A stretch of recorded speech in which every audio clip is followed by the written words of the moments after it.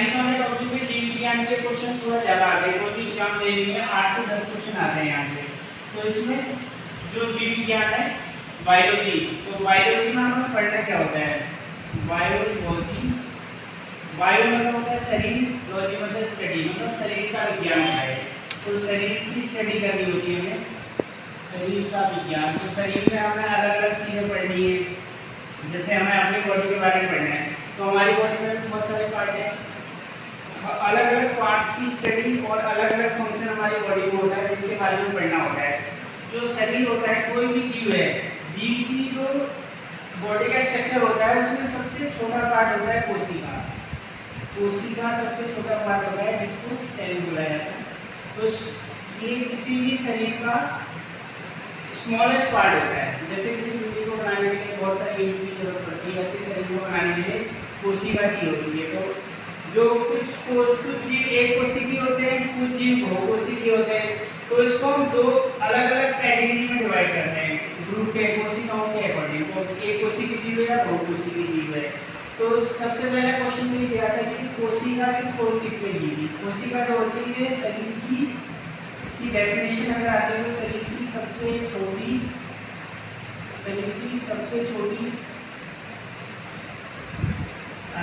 क्रियात्मक इकाई या रचनात्मक, क्योंकि क्रिया भी ये करती है, क्रियात्मक या रचनात्मक। तो रचना भी इसी से होती है, रचनात्मक इकाई होती है। तो कोई भी जो शरीर होता है, या तो फंक्शन कोशिका में होता है स्मॉलेस्ट लेवल पे, या फंक्शन होता है, या इसका जो बॉडी का निर्माण है वो कोशिका से होता है।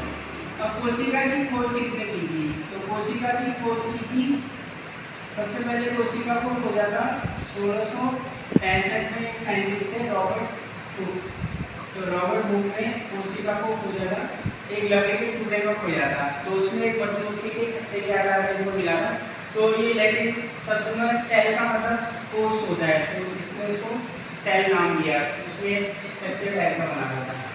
उसके बाद 1674 में एक और साइंटिस्ट आते हैं, उनका नाम था एंटोनी वॉन ल्यूवेनहॉक।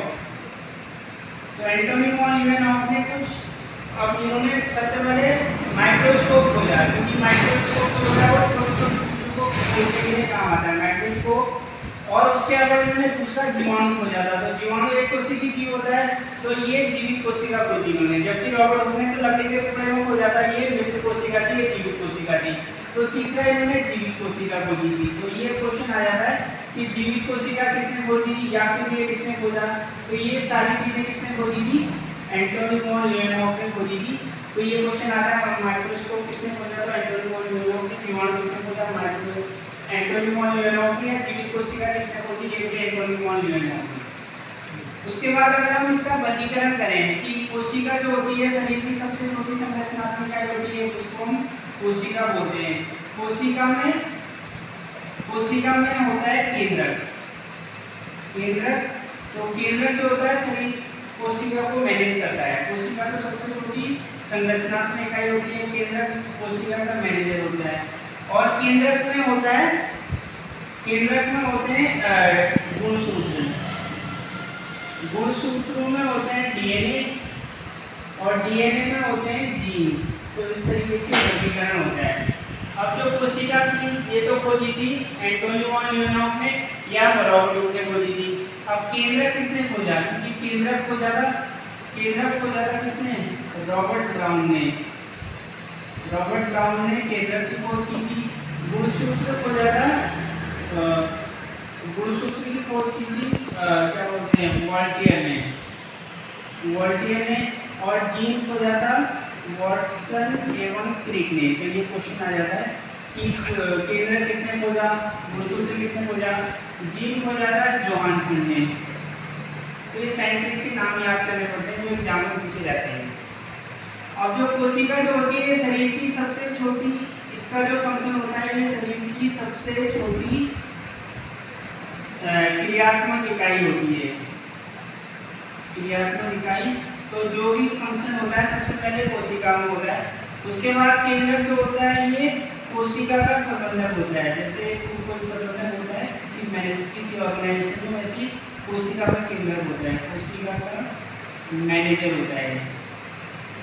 तो ये कोशिका को मैनेज करने का काम होता है। गुणसूत्र का काम होता है एक पीढ़ी से दूसरी पीढ़ी में आनुवंशिक गुणों को लेके जाते हैं। एक पीढ़ी से दूसरी पीढ़ी में आनुवंशिक गुणों को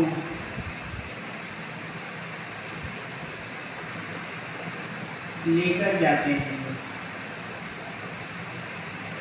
और जो डीएनए होता है, डीएनए प्रोटीन निर्माण का काम करता है, क्योंकि हमारे शरीर में किसी भी फंक्शन के लिए प्रोटीन की जरूरत पड़ती है।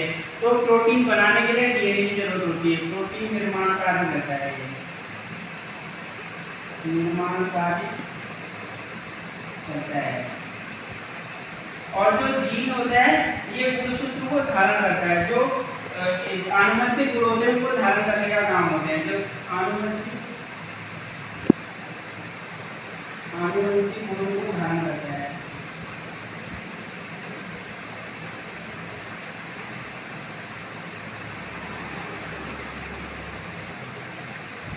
तो इसमें बेसिक चीजें क्या देंगी कि कोशिका में केंद्रक होता है, तो केंद्रक में गुणसूत्र होते हैं, गुणसूत्र में डीएनए होता है, डीएनए में जीन्स, डीएनए में जीन्स पाए जाते हैं।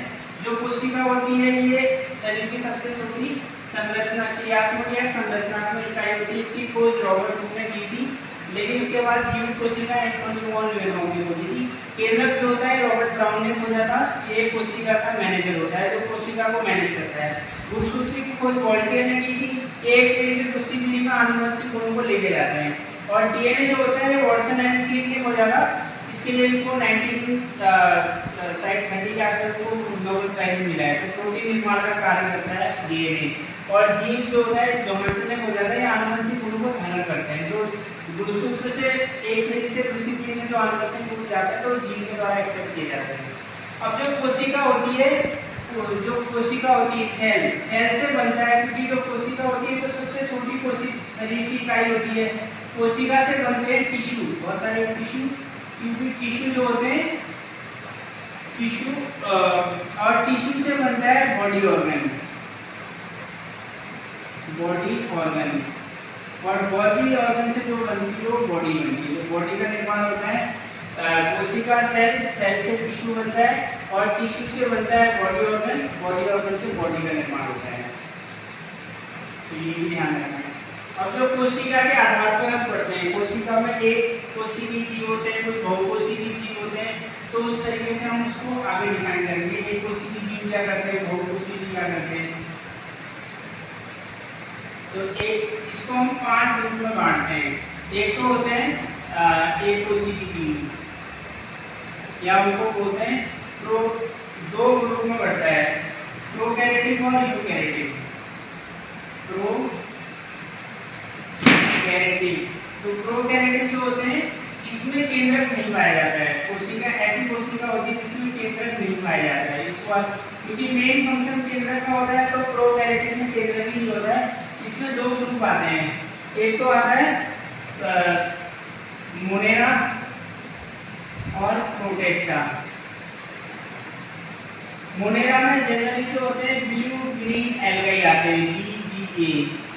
ब्लू ग्रीन एल्गाई जो सबसे पहले जीव बने थे पृथ्वी में, जो सबसे पहले जीव उत्पन्न हुए थे ब्लू ग्रीन एल्गाई हुए थे। ये अपना भोजन खुद बनाते हैं। ये बहुत माइक्रो ऑर्गेनिज्म होते हैं जो अपना सेल्फ भोजन बनाते हैं। प्रोटेस्टा में अमीबा, पैरामीशियम वगैरह। तो इनकी जो कोशिका होती है पूरी डेवलप नहीं होती है, तो केंद्रक नहीं होता है, तो कोशिका पूरी विकसित नहीं होती है। प्रोकैरियोटिक वैसी प्रो का मतलब होता है एब्सेंट, कैरियोटिक का मतलब होता है न्यूक्लियस। तो इसमें न्यूक्लियस ही नहीं पाया जाता है, क्योंकि न्यूक्लियस मेन फंक्शन करता है, तो यहाँ न्यूक्लियस नहीं होता है। दूसरी कोशिकाएं होती है यूकैरियोटिक। तो यूकैरियोटिक ऐसी कोशिकाएं होती है जिसमें केंद्रक पाया जाता है। इसमें केंद्रक होता है, तो केंद्रक जिसमें होगा उसमें सारे फंक्शन होते हैं। तो इसमें 3 ग्रुप आते हैं। एक तो होते हैं इसमें प्लांट मतलब पेड़ पौधे, और उसके बाद प्लांट के बाद आते हैं प्लांट हो गए, एनिमल हो गए, और तीसरे आते हैं इसमें फंगाई। तो फंगाई जो होते हैं सड़ी गली चीजों में उगते हैं, जैसे कवक हो गए। तो एनिमल में सभी आ गए, मनुष्य किसी में आ गए, जानवर आ गए। प्लांट जो होते हैं ये भी बहुकोशिकीय होते हैं, केंद्रक इसमें पाया जाता है, और एनिमल में भी पाया जाता है, जंतु में। उस उसके बाद उसको हम और कैटेगरी में, इसमें हो गए पेड़ पौधे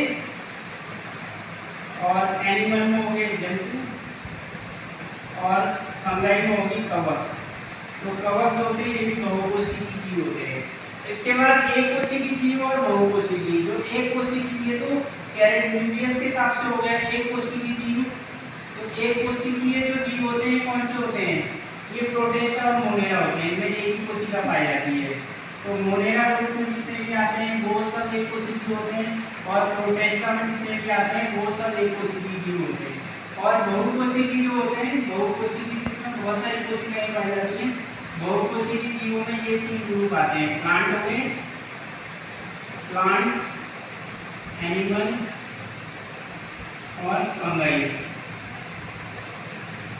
तो ये तीन ग्रुप जो होते हैं बहुकोशिकीय जीव के होते हैं, एक कोशिकीय जीव के होते हैं। और केंद्र के अकॉर्डिंग पढ़ेंगे तो प्रोकैरियोटिक और यूकैरियोटिक। प्रोकैरियोटिक ग्रुप होते हैं जिसमें केंद्र नहीं पाया जाता है, मोनेरा और प्रोटिस्टा।